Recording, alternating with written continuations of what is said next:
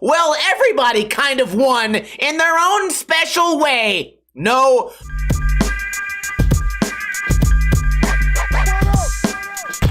What is going on, guys? Welcome to another episode of Ninja Review. Look at this thumbnail. Am I the only one that feels like there needs to be more forklifts in skateboarding? Today we are reviewing Vienna Gnarathon on the Pocket Skate Mag YouTube channel. A link to this video will be in the description below. Rewind and play. These are my favorite style of contest where it is competitive, but it's not quite serious. You know, it's no Street League, it's no X Games. A lot of people are smiling. There's probably a lot of beer in the audience and maybe in the bellies of the skaters. They're frustrated because they know that not everyone can jump over this, what is this? Usually they'd be limboing under it, but today they're going over it. Oftentimes they'll let like the little kids do a limbo and the adults will go over. Here you can see they switch to another obstacle, some boxes that curve around, a roll-on grind that has a bunch of little at the end of it. Not sure what we're gonna call that. Kind of like a rail to firecracker. Roll-on grind for the lady. Roll-on slide for the lady. Tiny board slide, probably all still ladies. Front, maybe a nose slide where the wheel didn't actually leave the ground. Kickflip grab across.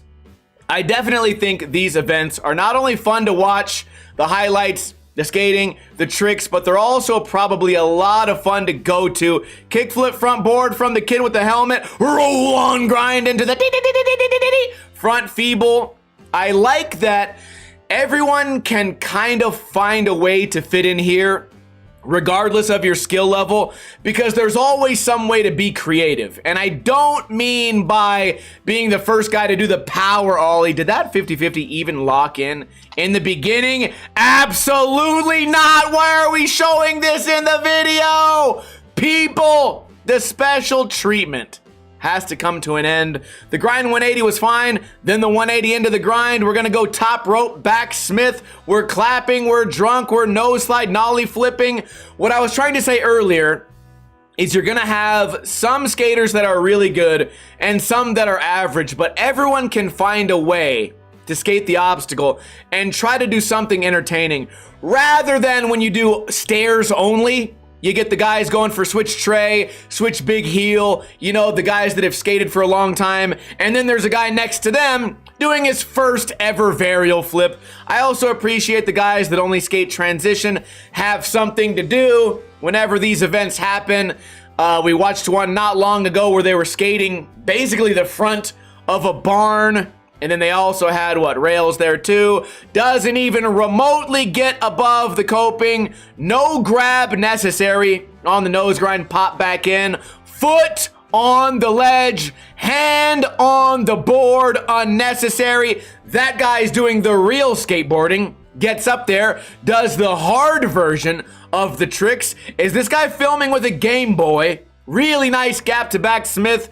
I stopped on the thumbnail of the Smith number one, not only because it was boned, but because they kept making skateboarding more and more gnarly in this event, right? Because they can lift the obstacle higher and make it harder. And even when these skate jams do like the world's longest ollie off the kicker, even though that's kind of a cringe event, it's still always entertaining for me because you can always make the jump longer or higher, and you can always make it more competitive. This is not going to be an event where at the end they go, well, everybody kind of won in their own special way. No participation medals, but it's kind of a healthy balance, right? Because a lot of the people are going to say, well, even though you did the lame ass roll on and then just rolled down the box, you still had people clap for you and you didn't get in the way of everyone else. But also, there's the guy that really does do the best trick, and those guys also get the real recognition. So I think this is a great balance between entertainment without being, I try not to use the word gatekeeping, without gatekeeping the intermediate skaters out of the event. Nice nose grind right there. I mean, you can tell who stands out here, right? 180 nose grind to 180, 180 nose grind to fakie, rolls down switch. Eventually, someone will hopefully kickflip nose slide or kickflip grind right there, unless I've already missed it. These are the guys that really do the skating. But then you're going to get the Andy Anderson guy that gets up there and goes whoop, whoop, and then spins the board on his finger and then taps himself in the balls and then jumps down. And someone's going to still cheer for that. And you can't get that in an average, like right here. You can't get that in an average best trick contest down the stairs because, you know, there really are people that really suck that invite themselves into those events. Kick flip into the tic tac. That guy did not stand a chance. Is it the same guy? He looked a lot more controlled there, unless that was another guy. Switch heel flip down. Wait, maybe regular heel flip. Excuse me. Regular heel flip down. He wanted the self props. Everyone noticed me. I think that was a 3-shove, maybe an impossible. Nollie rocket heel to multiple tic tacs. Rolling down the hill. Doesn't make it down the hill. Tray flip tic tac. Accidental manual. The flat ground skills here are certainly inspired by the guys that bomb those San Francisco hills. The ones that can't do a single flat ground trick and then roll down the hill. I mean, right here we get a decent 360 again. The skill gap is very evident. Look right here. What? Like what? You had no business being up there. Switch big spin, rolling down regular. I like events that are just like a big bank because, I mean, I could skate it. And rolling down the hill, honestly, if you've been skating for a long time, it's not an actual trick. It's just the fun part of doing the trick. Of course, we get hands on the board, feet on the ground. I feel like I could go up there, throw down a pop shove at late flip or a switch front heel or something. As long as I can do it flat ground, easily I could nollie inward heel. Maybe we'll make that my trick challenge for later this week. There's a bank like this at a skate park you guys would have seen.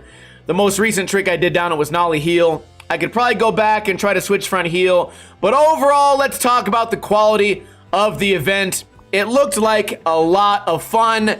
Everyone can find their place in an event like this without sacrificing quality of skating. For me, the video, this is easy. A 10 out of 10. Maybe a couple of violations, maybe some sloppy tricks, but this is kind of a fun jam style event. So we're not gonna really hold that against them too much. The filming, for the most part, was pretty good. Sometimes these events bring out the filmers that aren't able to ride the skateboard. For example, the guy filming with the Game Boy.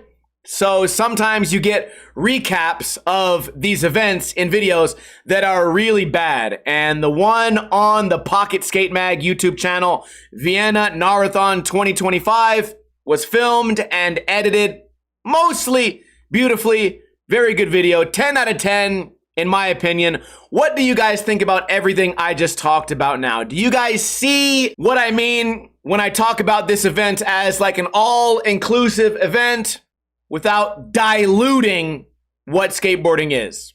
I guess that's the best way I can think of right now to put it into words. Maybe you guys can do better. I can't wait to read your guys' comments. Also, don't forget I upload a video on this channel every single day. So subscribe if you want to, and I will see you guys tomorrow with another video. Kuna Matata.